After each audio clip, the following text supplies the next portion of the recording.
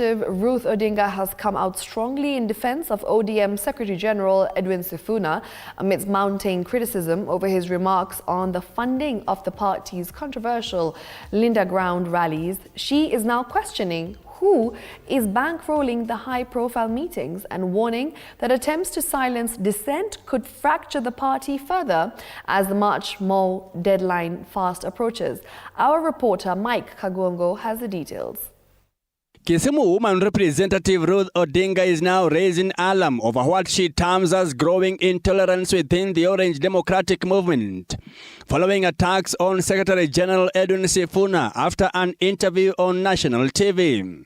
Sifuna had stated that ODM had not spent any money on the Linda Ground rallies, triggering backlash from sections of the party leadership. Even this question of funding of political parties, I can state authoritatively here that the money and the resources you see being spent in those ODM rallies, the so-called Linda Ground, those monies are not coming from ODM headquarters. Ruth Odinga in her social platform says the concerns raised are legitimate, noting that as a signatory to the party's accounts, Sifuna has a duty to question the source of funds used for expensive political mobilization, including money for choppers, big tents and ODM-branded t-shirts and capes in the Linda Ground conventions. She is now demanding transparency, asking whether governors, members of parliament or unnamed financiers are bankrolling the rallies, and at what cost to party independence.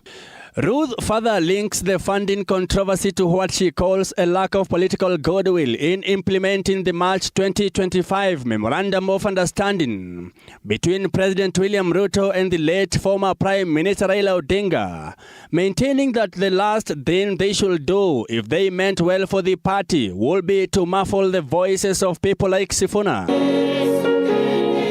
She warns that silencing voices like Sifuna's could weaken the party, drawing parallels with Raila Odinga's own history of defiance, even while serving in coalition governments. The Kisumu woman representative also claims ODM is owed 12 billion shillings in statutory party funding, arguing that internal control of resources is influencing who speaks at party events and what messages are allowed. She says anything outside the script attracts immediate booing, as it was the case of Suba North MP Millie Odhiambo in Kisumu. The two party leaders. With less than a month to the MOU's expiry, Ruth insists responsibility lies with President William Ruto, defending Sifuna's declaration that the agreement is effectively dead. She says the clock is now ticking, with March 7 set as the ultimate test of political goodwill.